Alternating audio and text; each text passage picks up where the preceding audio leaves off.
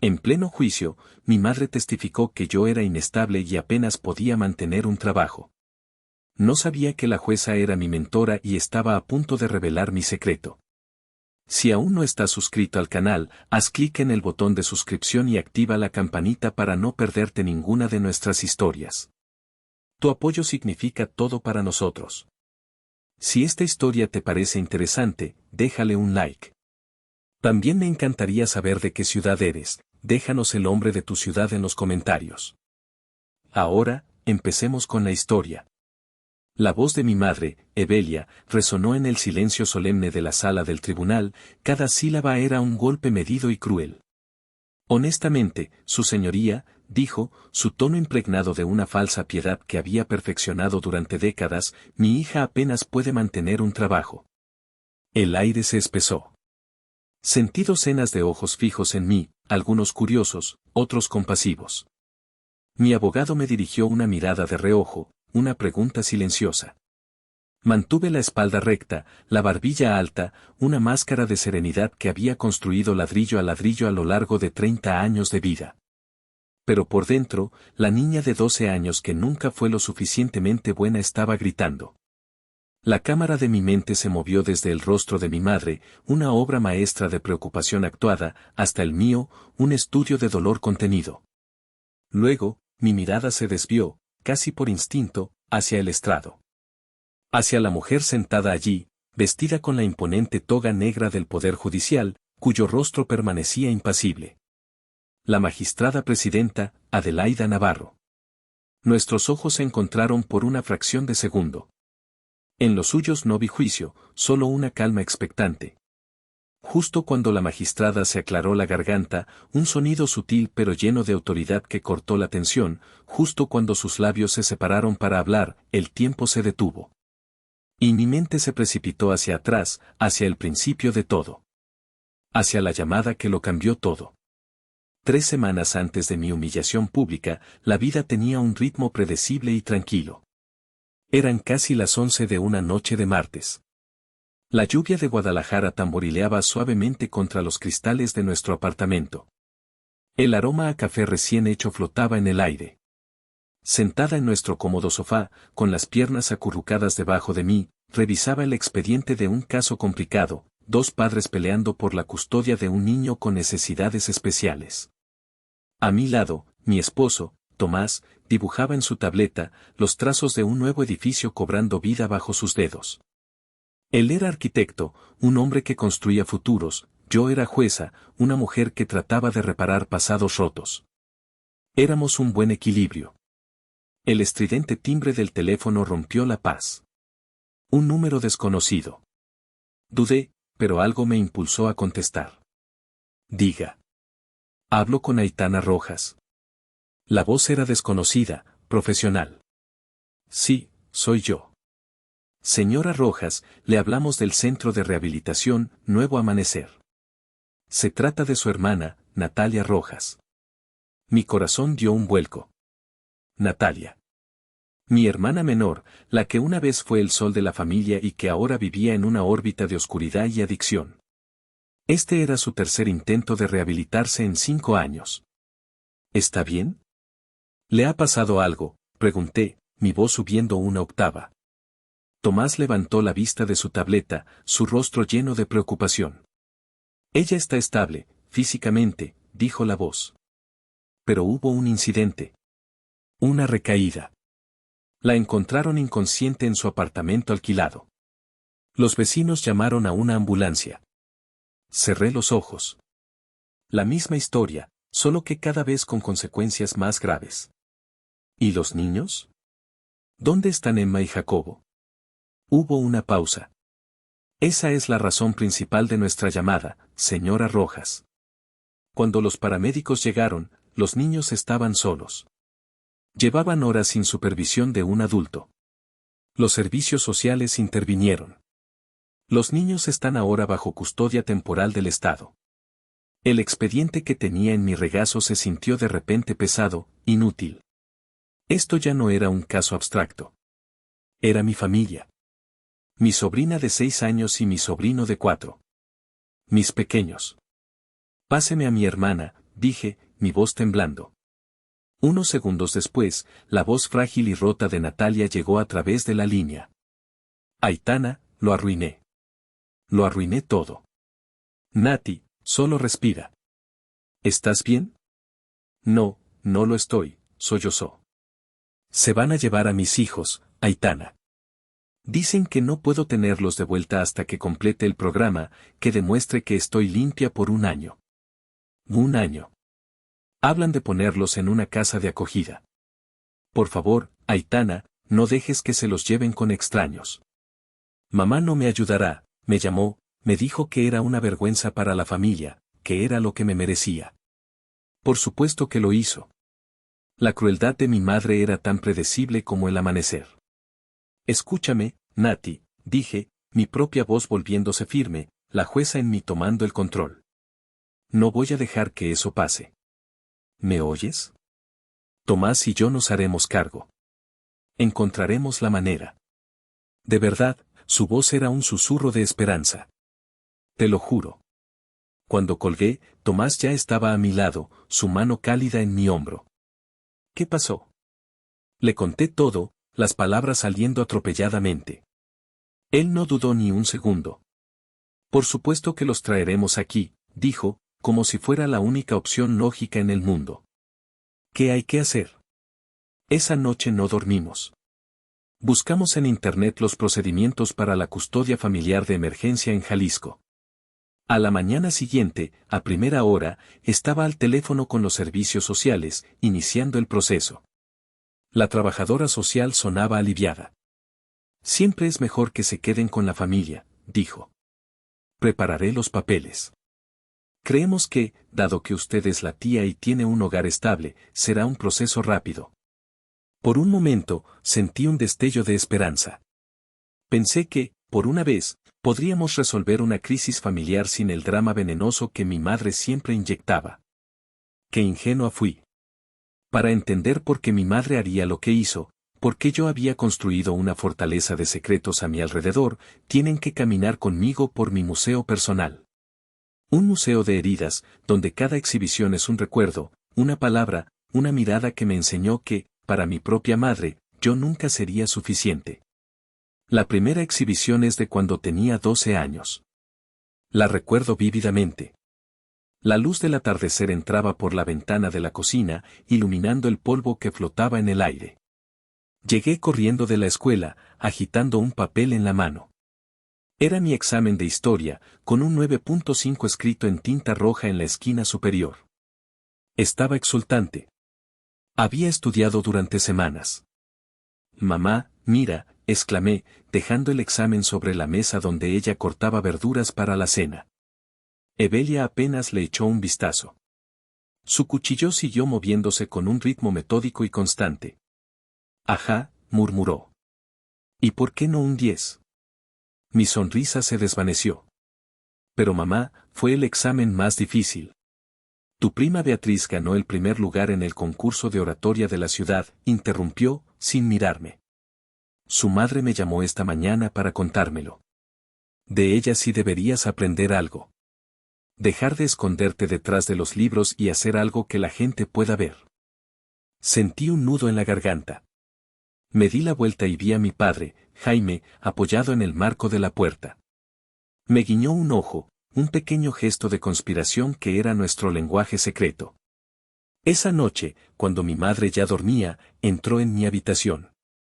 Llevaba un libro de tapa dura en la mano. Era una introducción al derecho para jóvenes. No dejes que te afecte, mija, me susurró, sentándose en el borde de mi cama. Tú tienes la mente de una abogada. Ves las cosas que otros no ven. Eres justa. No dejes que nadie, ni siquiera tu madre, te diga que eso no es importante. Ese libro se convirtió en mi Biblia. Lo leí hasta que las páginas se deshicieron. Mi padre había plantado una semilla, y yo la cuidaría en secreto. Él veía la justicia en mí, incluso cuando yo solo era una niña. Fue él quien me enseñó que la justicia no era solo para los tribunales, sino para proteger a las personas de la crueldad silenciosa que puede ocurrir dentro de las propias paredes de una casa. Supe entonces, de una manera visceral e infantil, que dedicaría mi vida a eso. A ser la voz que él era para mí, pero en una sala llena de extraños. La segunda exhibición data de mis 18 años. La escena, una cena familiar para celebrar mi admisión en la Facultad de Derecho de la Universidad de Guadalajara, con una beca casi completa. Tíos, tías, primos. El olor a mole y tortillas recién hechas llenaba el aire. Yo estaba nerviosa pero orgullosa. Mi tío Silvestre, el hermano de mi padre, levantó su copa. Un brindis por la futura abogada de la familia. Todos aplaudieron, excepto mi madre. Ella suspiró, un sonido largo y teatral que silenció la habitación. «Ay, por favor», dijo, agitando la mano con desdén. «Esa carrera es para hombres o para mujeres de familias ricas que tienen palancas. ¿De qué va a vivir? ¿De casos de divorcios de mala muerte? Hubiera sido mejor que estudiara contaduría y se casara con un buen hombre, que tuviera una vida tranquila». La humillación fue un calor que me subió por el cuello hasta las mejillas. Mi sueño, mi logro, reducido a una mala decisión financiera frente a toda mi familia. Vi la mirada de lástima en los ojos de mis primos. Esa noche, juré que nunca más le daría a mi madre el poder de pisotear mis logros. El éxito sería mi venganza, pero sería una venganza silenciosa. La exhibición final es de mis 24 años, justo después de graduarme con honores. Estaba trabajando como asociada junior en uno de los despachos más prestigiosos de la ciudad. 70 horas a la semana. Vivía de café y ambición. Mi padre ya había fallecido hacía años en un accidente de coche, dejándome sin mi único defensor. Mi madre me llamó un martes por la tarde. No para preguntar cómo estaba. «Tu tía Clara me dijo que te vio el otro día y que estás en los huesos», comenzó, sin preámbulos. «Te lo dije, Aitana. Ese trabajo te está matando. No está hecho para una mujer. Deberías buscar algo en el gobierno, con un horario de 9 a 5. Conocer a alguien. Casarte. Estoy construyendo mi carrera, mamá», le dije, mi voz tensa. «¿Qué carrera? Es solo un trabajo. Y por lo que oigo, ni siquiera te pagan tan bien por todo lo que haces». Colgué el teléfono, temblando de rabia. Fue entonces cuando tomé la decisión. Unos meses después, gracias a una recomendación directa de la magistrada Adelaida Navarro, quien había sido mi profesora y mentora en la universidad, me ofrecieron un puesto como secretaria de acuerdos en el juzgado de lo familiar. Era un paso estratégico. Un año después, se abrió una vacante para jueza. Con el apoyo incondicional de la magistrada, apliqué. Fui la candidata más joven en ser nombrada en una década. Le conté a Tomás. Lo celebramos con una botella de vino barato en nuestro pequeño apartamento alquilado. Lloré de alegría y alivio. «¿Se lo vas a decir a tu madre?», preguntó Tomás suavemente. Lo consideré por un momento. Imaginé su cara, su reacción. Y supe exactamente lo que diría: «¿Jueza? ¿Tú? Seguramente es un puesto temporal». «¿Oh, cuánto pagan?». «Porque la hija de tu prima Beatriz se casó con un empresario y tiene una casa con alberca». «Oh, peor aún, ten cuidado, es mucha responsabilidad. Probablemente no puedas con ella». «No», le dije a Tomás, secándome las lágrimas. «No se lo voy a decir». Y no lo hice. Durante 6 años, viví una doble vida. Para mi madre y el resto de la familia, yo era simplemente Aitana, la abogada, una figura vaga con una carrera inestable, saltando de puesto en puesto. Así interpretaba ella mi ascenso de asociada a secretaria y luego a un trabajo diferente que nunca se molestó en entender. Pero cada mañana, me ponía mi toga. Me sentaba en el estrado. Tomaba decisiones que afectaban el futuro de los niños. Escuchaba historias de familias rotas y trataba de encontrar la pieza de justicia que pudiera empezar a unirlas de nuevo. Era mi santuario. Mi logro. Mi secreto. El único lugar en mi vida donde la voz de mi madre no podía alcanzarme. Y estaba dispuesta a todo para protegerlo. La llamada de la trabajadora social llegó 2 días después de mi conversación con Natalia. Su voz, antes cálida y colaboradora, ahora era cautelosa. Señora Rojas, tengo que informarle de una novedad en el caso, comenzó. Hemos recibido otra solicitud para la custodia temporal de los menores. Oh, dije, un poco sorprendida. ¿Algún otro familiar? Sí. La solicitud fue presentada por la abuela materna. Una señora de nombre Evelia Rojas. El teléfono se sintió frío en mi mano. Un trozo de hielo. Por un instante, pensé que había oído mal. ¿Mi madre? ¿Está segura? Completamente, señora. Presentó los papeles esta mañana. Argumenta que, como abuela y estando jubilada, ella es la opción más estable para los niños. Colgué el teléfono en un estado de shock. No tenía sentido. Mi madre nunca había mostrado un interés particular en Emma y Jacobo más allá de los regalos de cumpleaños obligatorios. Criticaba la crianza de Natalia tan duramente como la mía. ¿Por qué ahora?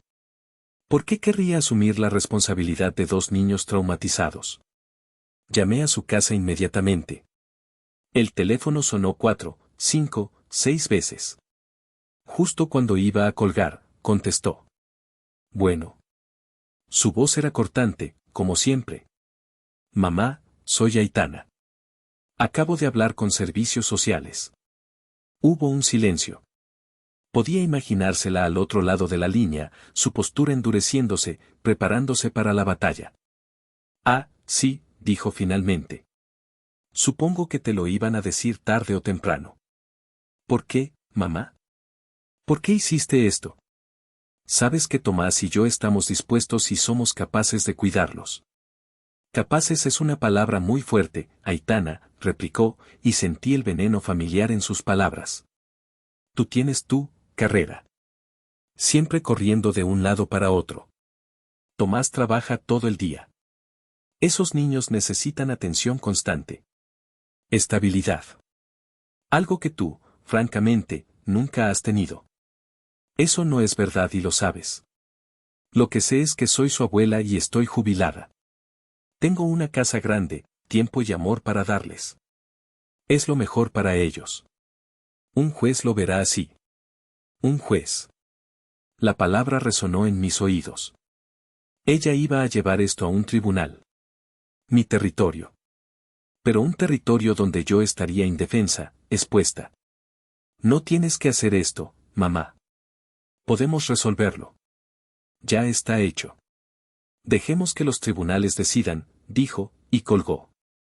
La primera sesión de mediación, una semana después, fue una farsa. Se llevó a cabo en una pequeña sala sin ventanas en el edificio de servicios sociales. El aire estaba viciado y pesado.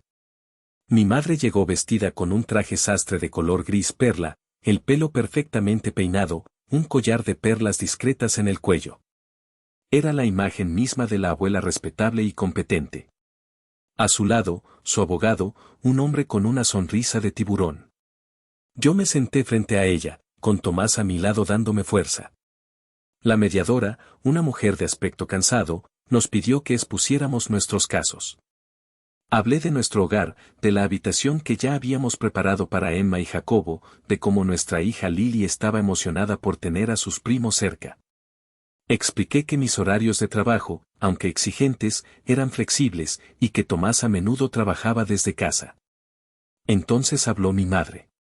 Su voz era suave, llena de una falsa modestia. Pintó un cuadro de mí como una hija ambiciosa pero errática.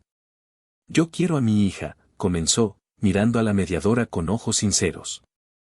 Pero siempre ha puesto su trabajo por delante de todo.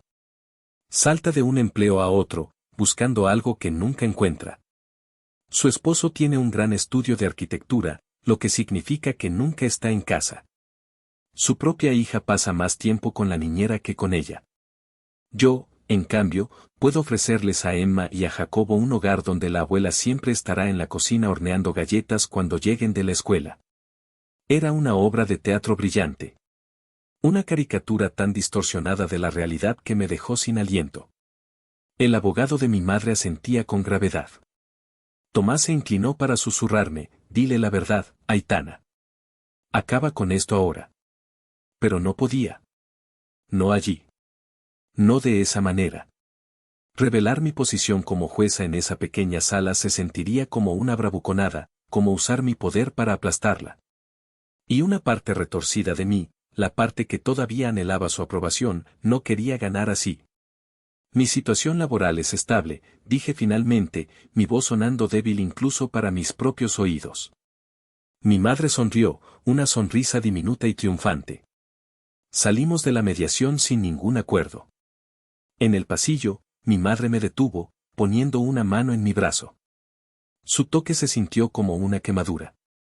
Entiéndelo, Aitana, dijo en voz baja. Hago esto por ellos. Ríndete. Sería lo más digno. Aparté mi brazo de su alcance.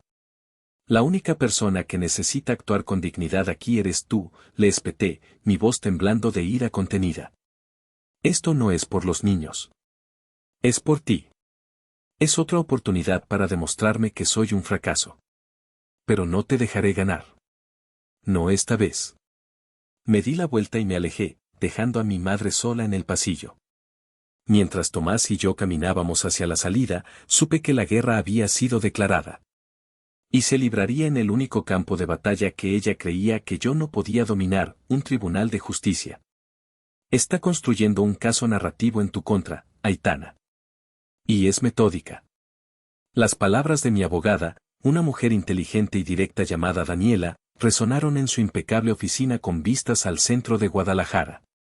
Sobre la mesa de caoba pulida entre nosotras había una carpeta de color beige. Parecía inofensiva. Pero dentro contenía la munición que mi madre planeaba usar para destruirme. Un caso narrativo, repetí, la frase sonando absurda. Sí. No tiene pruebas reales de negligencia, por supuesto. Así que está creando una historia. La historia de Aitana, la madre inadecuada. Daniela empujó la carpeta hacia mí. Esta es la lista de pruebas que presentó al tribunal. Tienes que verla. Con manos temblorosas, la abrí. No eran documentos legales. Era un diario.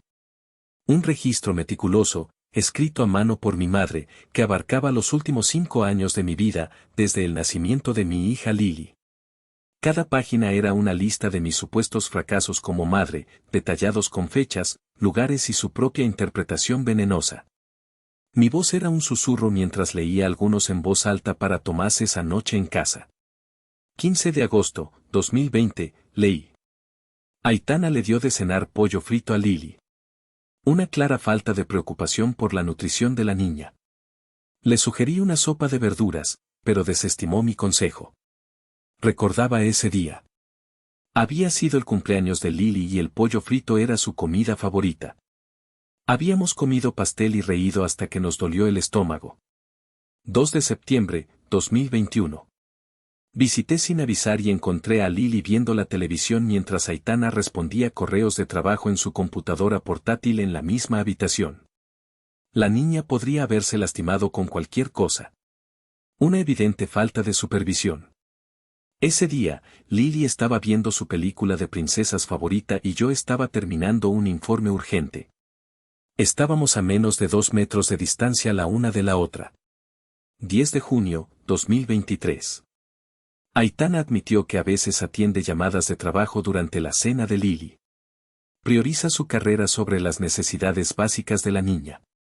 El patrón de comportamiento sugiere una falta fundamental de idoneidad para asumir responsabilidades adicionales de cuidado infantil.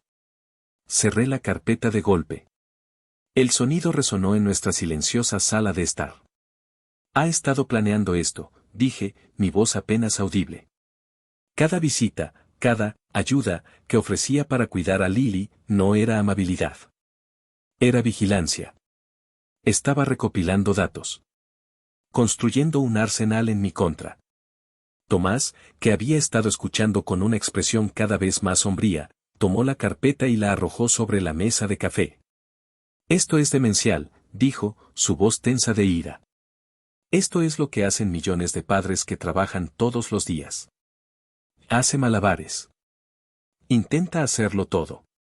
Retorcer estos momentos normales para que parezcan negligencia es perverso.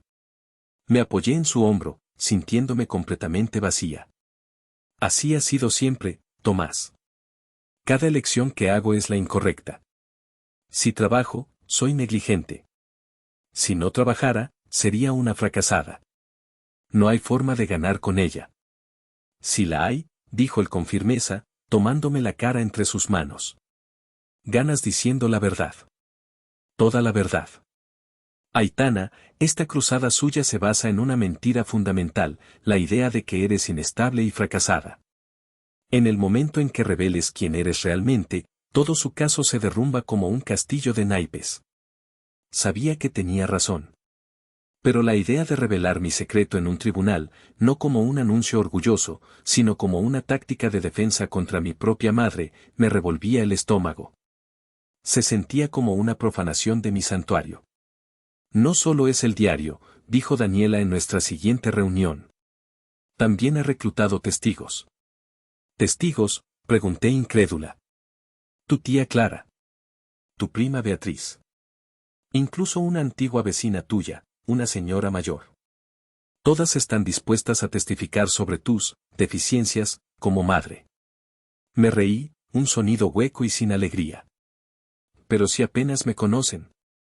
Veo a mi tía Clara una vez al año en Navidad. Beatriz se mudó a Monterrey hace años.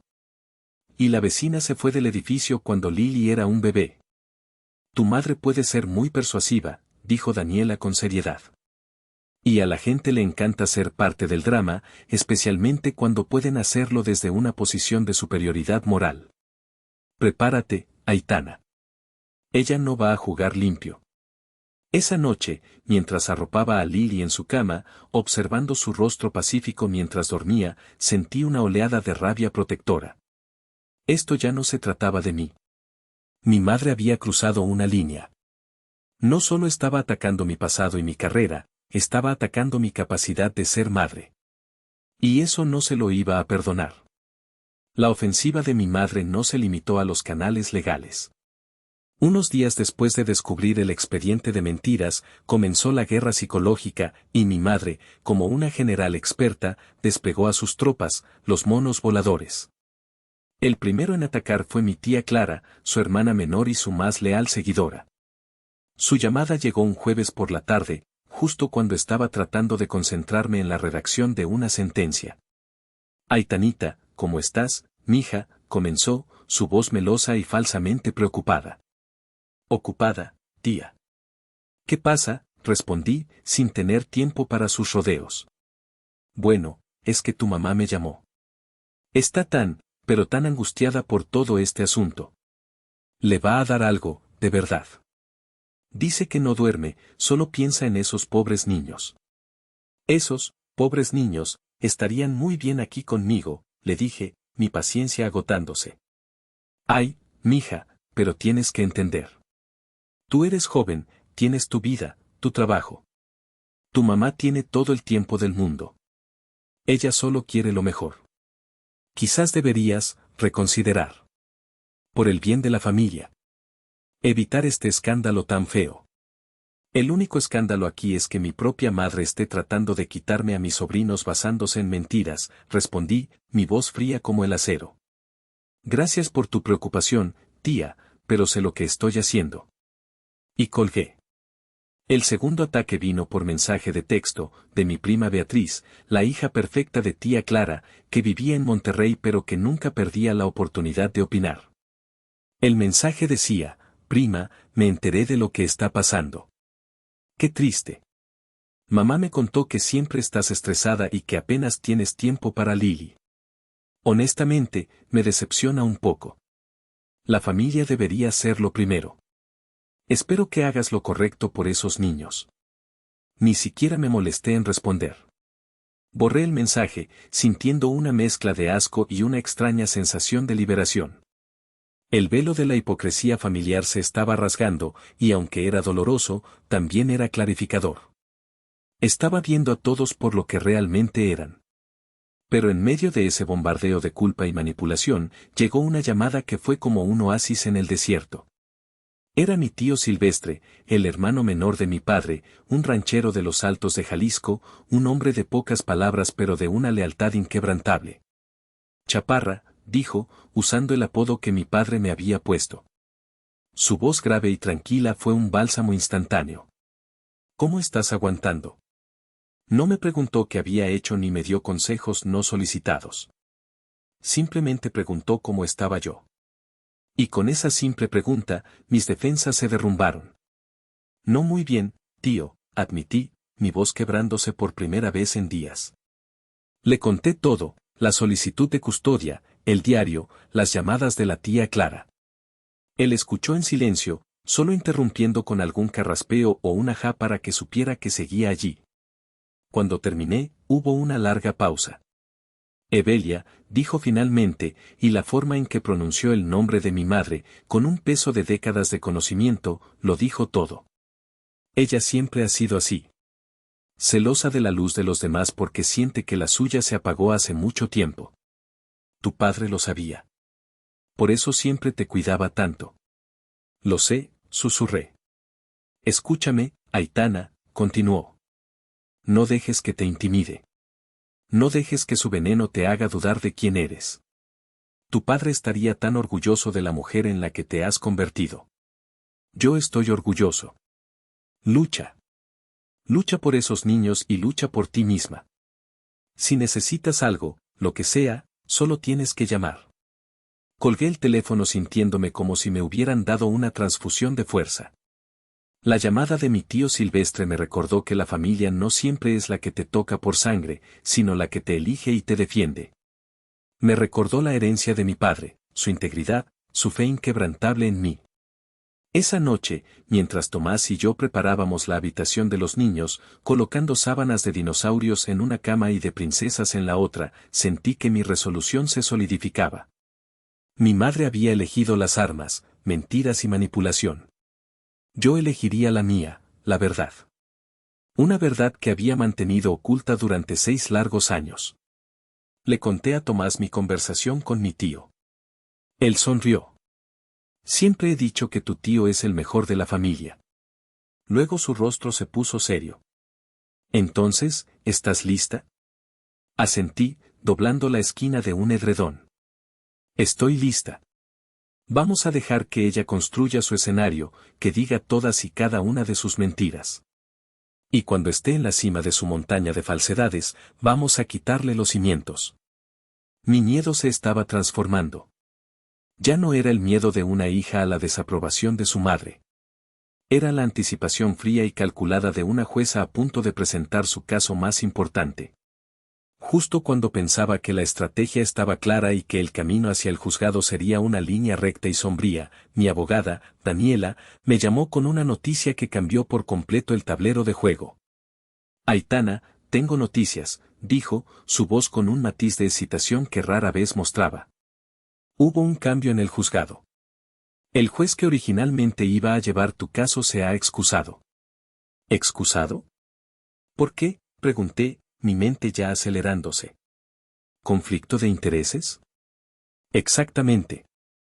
Al parecer, es un conocido lejano de la familia de tu prima Beatriz. Un movimiento ético correcto por su parte.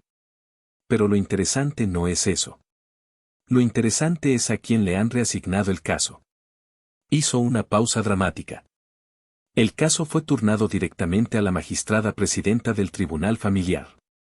Adelaida Navarro. Me quedé en silencio, tratando de procesar la información. Adelaida Navarro. Mi mentora. La mujer que había moldeado mi carrera. La razón por la que yo era jueza. Daniela, ¿ella sabe que soy yo?, pregunté en voz baja. Oh, sí. El secretario del juzgado reconoció tu nombre en la lista de casos y se lo informó de inmediato. Según me dijo mi contacto, la magistrada Navarro solicitó personalmente tomar el caso. Citando su conocimiento previo de una de las partes como una forma de agilizar el proceso y garantizar una evaluación justa de tu carácter. Colgué el teléfono y me senté en el borde de mi cama. Un torbellino de emociones me invadió. Por un lado, sentía un inmenso alivio. La magistrada Navarro era la encarnación de la justicia. Era incorruptible, brillante y ferozmente protectora de los niños. No habría favoritismo, pero tampoco permitiría que la manipulación y las mentiras de mi madre enturbiaran el juicio. Por otro lado, sentía una profunda vergüenza. La mujer que más respetaba en el mundo profesional estaba a punto de presidir un espectáculo deplorable sobre la disfunción de mi familia. Iba a escuchar a mi propia madre testificar en mi contra. Mi mente voló hacia atrás, aún recuerdo que era tan vívido como si hubiera ocurrido ayer. La escena, un auditorio universitario. Yo tenía 23 años, estaba en mi último año de la Facultad de Derecho. Era la final del concurso anual de litigación oral. El caso simulado era complejo, lleno de matices éticos. Y presidiendo el panel de jueces estaba la legendaria magistrada Adelaida Navarro. Yo estaba aterrorizada. Mis manos sudaban, mi corazón latía con fuerza. Pero cuando empecé a hablar, a presentar mi argumento, algo cambió. El miedo desapareció, reemplazado por una claridad y una pasión que no sabía que poseía. Me sumergí en los hechos, en la ley, en la búsqueda de la solución más justa. Cuando terminé, el auditorio quedó en silencio por un momento antes de estallar en aplausos. Gané el concurso. Pero el verdadero premio llegó después. Mientras recogía mis cosas, una figura se me acercó. Era ella. De cerca, era aún más imponente.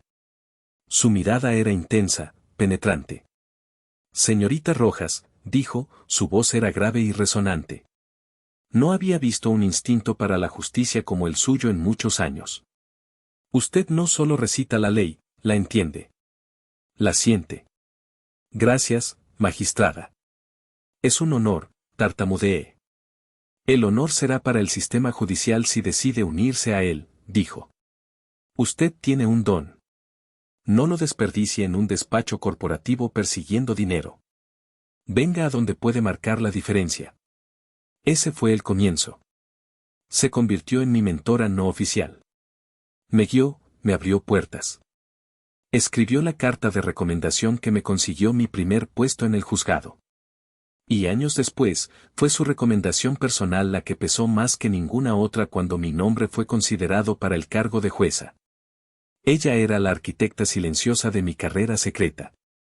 Y ahora, el destino, en su infinita y retorcida ironía, la había colocado como la árbitra final en mi batalla más personal. Llamé a Daniela de nuevo. Daniela, esto lo cambia todo, le dije, mi voz ahora firme, la duda reemplazada por una nueva certeza. ¿En qué sentido?, preguntó. Seguiremos con el plan original, pero con una modificación. No revelaremos mi profesión en nuestras declaraciones iniciales. Dejaremos que mi madre tenga todo el escenario para ella. Dejaremos que le cuente a la magistrada Navarro, de todas las personas, su historia sobre su hija fracasada e inestable. Quiero que la magistrada escuche cada palabra, directamente de su boca. Hubo un silencio en la otra línea, y luego Daniela soltó una risita. Aitana, a veces me das miedo. Eres una estratega brillante. Mi madre me enseñó a hacerlo, respondí. Solo que ella no sabe que la mejor lección que me dio fue cómo usar la paciencia como un arma. El plan estaba sellado. Ya no se trataba solo de una defensa. Se había convertido en una contraofensiva. Mi madre estaba a punto de entrar en una sala del tribunal creyendo que era su campo de juego, sin saber que la jueza, el jurado y la verdad ya estaban esperando para ejecutar la sentencia. Si te está gustando esta historia y quieres saber cómo termina esta batalla en el tribunal, por favor, dale un me gusta a este video, suscríbete al canal si aún no lo has hecho. Y déjame un comentario diciéndome desde qué ciudad nos estás viendo. Cada comentario, cada me gusta, ayuda a que esta historia llegue a más personas. Muchas gracias por tu apoyo, de verdad. Ahora, volvamos al enfrentamiento final. El día del juicio llegó con un cielo gris y plomizo sobre Guadalajara, un reflejo perfecto de mi estado de ánimo. El juzgado de lo familiar, un lugar que yo conocía como la palma de mi mano, se sentía extraño, hostil. Por primera vez, no entré por la puerta trasera reservada para el personal judicial, sino por la entrada principal, pasando por el detector de metales como cualquier otro ciudadano buscando justicia. La sala 2B estaba más concurrida de lo habitual. La noticia de un caso contencioso de custodia que involucraba a una familia prominente, aunque disfuncional, se había extendido como un reguero de pólvora. Vi las caras de algunos abogados que conocía, sus expresiones una mezcla de curiosidad y lástima. Mi madre ya estaba allí, sentada en la mesa del demandante junto a su abogado. Parecía la viva imagen de la matriarca agraviada, vestida con un traje de lino color crema que gritaba respetabilidad. Su rostro estaba compuesto en una máscara de serena determinación. Cuando nuestras miradas se cruzaron, ella me dedicó un leve asentimiento, un gesto que no era de reconocimiento, sino de desafío. Tomás me apretó la mano bajo la mesa. Respira, me susurró. Tú controlas esto. Asentí, aunque sentía que estaba a punto de interpretar el papel más difícil de mi vida. Todos de pie, anunció el alguacil. La puerta lateral se abrió y entró la magistrada Adelaida Navarro. Su presencia llenó la sala instantáneamente. Se movía con una autoridad tranquila que exigía respeto. Se sentó, observó la sala por un momento, y luego su mirada se posó en los expedientes frente a ella. Estamos aquí para resolver el asunto de la custodia temporal de los menores Emma y Jacobo Rojas, comenzó, su voz clara y sin emociones.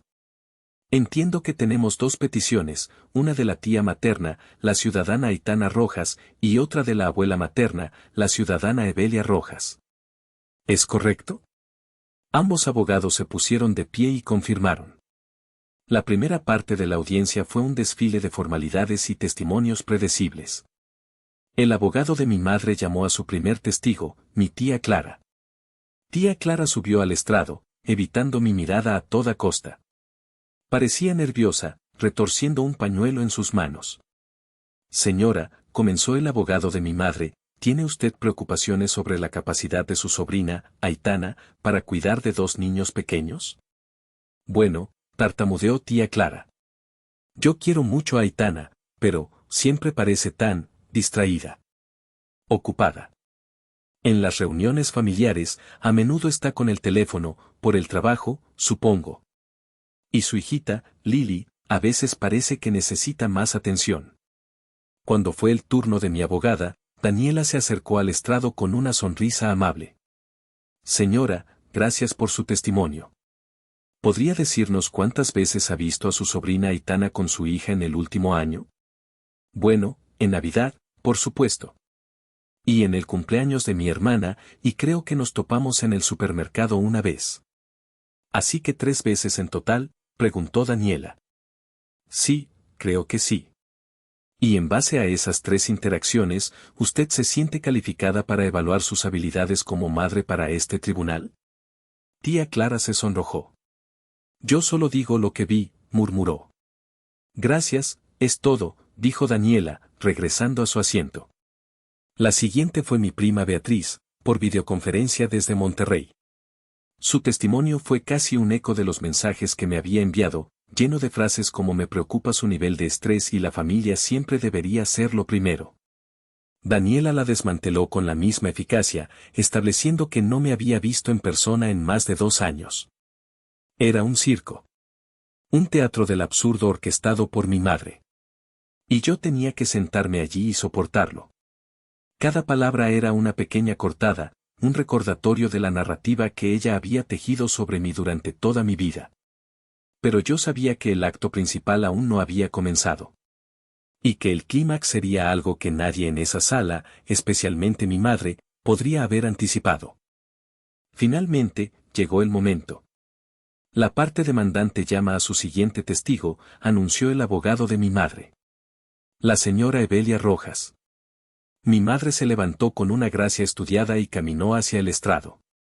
Juró decir la verdad con una mano sobre la Biblia, su rostro un retrato de piedad y rectitud. Se sentó, ajustó su falda y miró a su abogado, lista para su actuación estelar. Él la guió a través de una serie de preguntas diseñadas para establecerla como la salvadora de la familia. Habló de su casa espaciosa con un gran jardín, de su jubilación que le permitía una disponibilidad total, de su profundo e inquebrantable amor por sus nietos. Cada respuesta estaba pulida, cada palabra elegida para conmover. Luego, El abogado cambió de táctica, su tono volviéndose sombrío. Señora Rojas, sé que esto es difícil. Pero tenemos que hablar de su hija, Aitana. ¿Por qué cree usted que no es la persona adecuada para tener la custodia en este momento? Mi madre suspiró, un sonido cargado de un pesar perfectamente ensayado. Miró en mi dirección, sus ojos llenos de una lástima que me hizo revolver el estómago. No es que no sea la adecuada, comenzó, su voz suave y llena de una falsa generosidad. Es que, mi hija es una soñadora. Siempre lo ha sido. Tiene grandes ambiciones, lo cual es admirable, supongo. Pero no tiene los pies en la tierra. Carece de perseverancia. De estabilidad. ¿Podría ser más específica para el tribunal?, la instó el abogado. Claro, dijo ella, inclinándose ligeramente hacia el micrófono. Su vida profesional ha sido un claro ejemplo. Justo después de la universidad, consiguió un buen trabajo en un despacho de abogados. Un puesto que cualquier padre desearía para su hija. Pero lo dejó. Luego consiguió otro puesto, algo de asistente para un juez o algo así. También lo dejó. Luego se convirtió en una especie de fiscal, y luego otra cosa. Es un patrón constante. Siempre está persiguiendo la siguiente gran cosa, sin echar raíces en ninguna parte. Nunca está satisfecha. Podía sentir la mirada de Tomás sobre mí, su mano buscando la mía bajo la mesa. La apreté con fuerza, anclándome a la realidad. El abogado dejó que las palabras flotaran en el aire por un momento antes de asestar el golpe final. Así que, en su opinión profesional como madre y abuela, ¿cuál es su evaluación final de la situación laboral de su hija, la señora Aitana Rojas? Este era el momento. El clímax de su narrativa. El corazón de su argumento. Mi madre respiró hondo. Miró directamente a la magistrada Navarro, como si estuviera compartiendo una verdad dolorosa y confidencial. Y entonces, pronunció las palabras que había estado ensayando en su mente durante semanas, las palabras que creía que sellarían su victoria. Su señoría, dijo, su voz goteando compasión. Con todo el dolor de mi corazón, tengo que ser honesta. Mi hija, a quien amo profundamente, la verdad es que apenas puede mantener un trabajo. Un murmullo recorrió la sala. La acusación, tan directa, tan condenatoria, quedó suspendida en el aire. Me senté perfectamente quieta, una extraña calma descendiendo sobre mí. El anzuelo había sido mordido. La trampa estaba lista para cerrarse. Cuando el abogado de mi madre terminó con un satisfecho es todo, su señoría, mi abogada, Daniela, se levantó. No caminó con prisa. Se movió con una calma deliberada, cada paso medido. Se acercó al estrado, una leve sonrisa jugando en sus labios. Señora Rojas, gracias por su testimonio tan detallado, comenzó, su voz suave pero con un filo de ironía. Usted parece muy preocupada por la estabilidad laboral de su hija. Por supuesto, respondió mi madre, enderezándose. Soy su madre. Entiendo. Usted mencionó varios puestos que su hija ha tenido. Asociada, asistente de juez, fiscal. Suena como una trayectoria profesional bastante impresionante para una abogada joven, ¿no cree? Casi como un ascenso constante. El rostro de mi madre se tensó. Yo lo llamo inconstancia. Ya veo, dijo Daniela. Y usted afirma que no conoce su situación laboral actual. ¿Es eso correcto? ¿No sabe dónde trabaja su hija ahora mismo?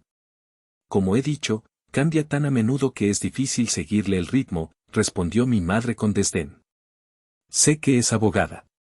Los detalles son fluidos. Entiendo, repitió Daniela. Se giró hacia el secretario del tribunal. Con el permiso de su señoría, me gustaría presentar una prueba documental. La constancia laboral oficial de la ciudadana Aitana Rojas. La magistrada Navarro asintió. Proceda. El secretario tomó el documento, lo selló y pasó copias a la magistrada, al abogado de mi madre y, finalmente, a mi madre en el estrado. Vi a mi madre tomar el papel. Le echó un vistazo rápido, su expresión todavía llena de confianza. No significaba nada para ella. solo un papel más.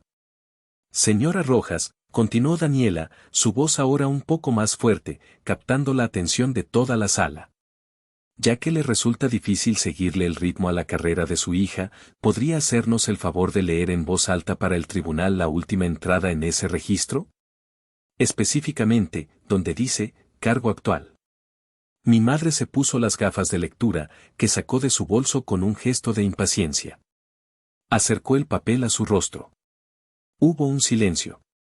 Un silencio que se alargó un segundo más de lo normal. Señora Rojas, la instó Daniela. Mi madre parpadeó. Carraspeó. Y luego, con una voz que de repente era pequeña y vacilante, leyó las palabras que eran su sentencia. Cargo. Cargo actual, jueza de lo familiar, segundo distrito judicial del estado de Jalisco. Hizo una pausa, y releyó la siguiente línea en un susurro casi inaudible para sí misma. Antigüedad en el cargo, 6 años, hasta la fecha actual. Levantó la vista del papel, su rostro una máscara de pura y absoluta incredulidad. Miró a su abogado, que estaba tan pálido como ella. Luego me miró a mí. Y por primera vez en mi vida, vi a mi madre completamente desarmada, sin guión, sin una respuesta preparada. La sala del tribunal estaba tan silenciosa que se podía oír el zumbido de las luces fluorescentes. Fue entonces cuando la magistrada Adelaida Navarro habló. Se quitó las gafas, las dejó sobre su escritorio y se inclinó hacia su micrófono. Su voz no era fuerte, pero atravesó el silencio como un bisturí. Para que conste en actas, dijo, mirando directamente a mi madre. Este tribunal no solo puede confirmar la veracidad de ese documento, sino que puede añadir un contexto considerable. Hizo una pausa, asegurándose de tener la atención de todos. La jueza Aitana Rojas no solo mantiene un trabajo, señora. Ha servido en este mismo edificio durante los últimos 6 años con una distinción y una integridad ejemplares. Fue una de las juezas más jóvenes en ser nombradas en la historia de este estado, un testimonio de su brillantez y su profundo conocimiento de la ley. He tenido el honor y el privilegio de ser su mentora desde sus días de estudiante, y puedo asegurar a esta corte que su compromiso con el bienestar de los niños es el núcleo mismo de su carácter. Se reclinó en su silla. Y en cuanto a la estabilidad financiera, el salario base para un juez de su nivel, proveniente del Poder Judicial del Estado de Jalisco, excede los 100,000 pesos mensuales. Su estabilidad, señora Rojas, es incuestionable. El golpe final. El rostro de mi madre se derrumbó. El color desapareció de sus mejillas, dejándola con una palidez cerosa. Su boca se abrió y se cerró sin emitir sonido. La mujer que siempre lo había sabido todo, que siempre había tenido la última palabra, se había quedado sin nada que decir. La narrativa que había pasado 30 años construyendo sobre mí se había hecho añicos en 30 segundos, en la misma sala donde había intentado usarla como arma. El silencio en la sala era total. Absoluto. Era el sonido de una vida de mentiras evaporándose en el aire. La conclusión del juicio fue una mera formalidad. El abogado de mi madre, visiblemente conmocionado, declinó contrainterrogarme. No había nada que preguntar. Mi testimonio fue breve, centrado únicamente en mis planes para cuidar de Emma y Jacobo. No necesité defenderme, la verdad ya lo había hecho. La magistrada Navarro emitió su veredicto casi de inmediato. La custodia temporal me fue concedida, citando mi demostrada estabilidad, mis recursos y mi evidente compromiso con el bienestar familiar. Ordenó un régimen de visitas supervisadas para mi madre, condicionado a la cooperación y a una evaluación psicológica. El mazo sonó, poniendo fin no solo a la audiencia, sino a una era en mi vida. Mientras la gente comenzaba a salir, Tomás me abrazó con fuerza. Lo hiciste, me susurró al oído. Estoy tan orgulloso de ti. Lloré por primera vez ese día, lágrimas de puro y abrumador alivio. Cuando nos preparábamos para irnos, vi a mi madre. Estaba sentada sola en su mesa, su abogado recogiendo sus papeles a su lado, evitando mirarla. Parecía pequeña, encogida. Por un momento, una punzada de la vieja lástima filial me atravesó. Pero antes de que pudiera actuar, ella se levantó y caminó hacia mí. Su rostro era una mezcla indescifrable de emociones. Aitana, dijo, su voz ronca. Yo, no lo sabía. La miré, y por primera vez en mi vida, no sentí miedo, ni necesidad de aprobación, ni ira. Solo una calma fría y clara. No, mamá. No quería saberlo, respondí, mi voz tranquila pero firme. Nunca preguntaste. Preferiste la versión de mí que encajaba en tu historia, la hija que necesitaba tu crítica para sobrevivir. Pero la verdad es que yo sobreviví a pesar de ella, no gracias a ella. Yo solo quería protegerte, comenzó a decir, el viejo y gastado estribillo. No, la interrumpí, levantando una mano. Se acabó. Se acabaron las excusas. Se acabó tu control. Di un paso más cerca, bajando la voz. Esto es lo que va a pasar ahora. Verás a los niños, sí. Pero será en mis términos, bajo las reglas del tribunal. Vendrás a mi casa, y serás una invitada. Y si alguna vez, escucho una sola palabra de crítica, una sola insinuación de que no son lo suficientemente buenos, o de que yo no soy lo suficientemente buena, esa será la última vez que los veas. El poder en esta familia, mamá, acaba de cambiar de manos. ¿Entendido? Ella me miró, sus ojos muy abiertos. Estaba viendo a una extraña. Una mujer que no conocía. Asintió lentamente, una única vez. No había nada más que decir. Me di la vuelta y, con Tomás a mi lado, salí del juzgado y entré en la luz del sol, dejando atrás el fantasma de la niña que solía ser. Semanas después del juicio, la vida en nuestra casa había encontrado un nuevo y caótico ritmo. Emma y Jacobo, después de unos días tímidos, habían empezado a florecer. Sus risas se mezclaban con las de Lily, llenando los espacios que antes estaban en silencio. Había más juguetes en el suelo, más dibujos en el refrigerador y mucho más amor. Un sábado por la tarde, recibimos una visita inesperada. Era mi tío Silvestre. No había avisado, como era su costumbre. Simplemente apareció en la puerta con su sombrero de ranchero en la mano y una vieja caja de cartón bajo el brazo. Chaparra, dijo con una sonrisa, dándome un fuerte abrazo. Vine a la ciudad a comprar unas cosas para el rancho y quise pasar a ver cómo estaban los nuevos miembros de la clan. Pasó la tarde con nosotros, dejando que los niños treparan por sus rodillas, contándoles historias de cuando mi padre y él eran niños. Antes de irse, me entregó la caja. Encontré esto mientras limpiaba la bodega, dijo. Son algunas cosas de tu padre. Pensé que querrías tenerlas. Esa noche, después de que los niños se durmieran y la casa quedara en silencio, abrí la caja. Olía a tiempo y a recuerdos, una vieja camisa de franela, un par de fotografías descoloridas y, en el fondo, 3 cuadernos de espiral con la letra familiar y ordenada de mi padre. Eran sus diarios. Con el corazón latiéndome con fuerza, abrí el primero. Leí durante horas, viajando en el tiempo, escuchando la voz de mi padre que creía haber olvidado. Escribía sobre su trabajo, sobre sus esperanzas, sobre su amor por mí. Y escribía sobre mi madre. Entonces, encontré una entrada que me heló la sangre. Data de cuando yo tenía 15 años. 12 de marzo. Evelia volvió a decirle a Aitana hoy que sus sueños de ser abogada son tontos, que debería ser más realista. Lo dijo en la cena, frente a mí. Vi cómo la luz en los ojos de mi hija se atenuaba un poco. No entiendo esta necesidad que tiene Evelia de podar cada rama que crece demasiado alto. No ve la luz que tiene esa niña, la inteligencia aguda, el feroz sentido de la justicia. Me preocupa que su dureza constante, su crítica incesante, le rompa el espíritu. Siento que mi trabajo más importante en esta vida es ser un escudo para el corazón de mi hija. Tengo que protegerla de alguna manera. Tengo que asegurarme de que sepa, sin lugar a dudas, que creo en ella. Las lágrimas corrían por mis mejillas, goteando sobre las páginas.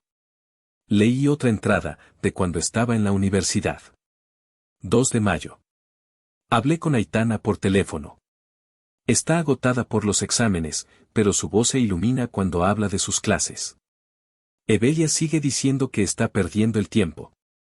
A veces, siento que está celosa. Celosa de la libertad y las oportunidades que Aitana tiene y que ella nunca tuvo. Es una carga injusta para una hija. Pero mi Aitana es fuerte. Más fuerte de lo que ella misma cree. Llegará lejos. Y yo estaré allí, en primera fila, aplaudiendo más fuerte que nadie. Cerré el cuaderno y lo abracé contra mi pecho. No había sido mi imaginación. No había sido demasiado sensible. El amor, la validación, el reconocimiento que había pasado toda mi vida buscando en mi madre, mi padre me lo había estado dando todo el tiempo, en silencio, incondicionalmente. Él había sido mi escudo, incluso después de haberse ido. Esa noche, una herida que no sabía que llevaba tan profundamente abierta, finalmente comenzó a sanar. Ya no necesitaba la aprobación de mi madre. La aprobación que realmente importaba había estado conmigo todo el tiempo, escrita con tinta en las páginas de un viejo cuaderno. Han pasado 6 meses desde el día del juicio. Nuestra casa es un lugar feliz y ruidoso. Emma ya no tiene pesadillas. Jacobo ha decidido que quiere ser arquitecto como su tío Tomás. Mi hermana Natalia está a punto de completar su programa de rehabilitación. Hay esperanza en el horizonte. Mi madre viene a cenar todos los domingos. Nuestra relación es diferente. Es educada, cautelosa. El miedo ha sido reemplazado por un respeto reticente por su parte.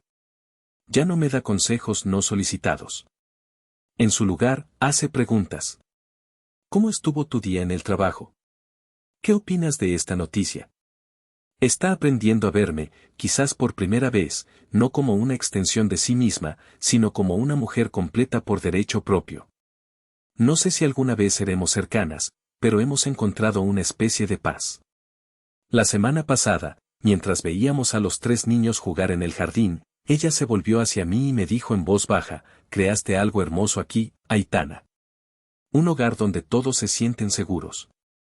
Dudó por un momento, y luego añadió, «Estoy aprendiendo de ti». Esas palabras, más que cualquier disculpa, significaron todo para mí. Me doy cuenta ahora de que pasé gran parte de mi vida buscando la aprobación de la persona equivocada, permitiendo que su juicio definiera mi valor. El juicio en ese tribunal no fue solo para determinar el futuro de mis sobrinos, fue el juicio final sobre esa dinámica tóxica. Y al elegir la verdad, me liberé. Rompí el ciclo.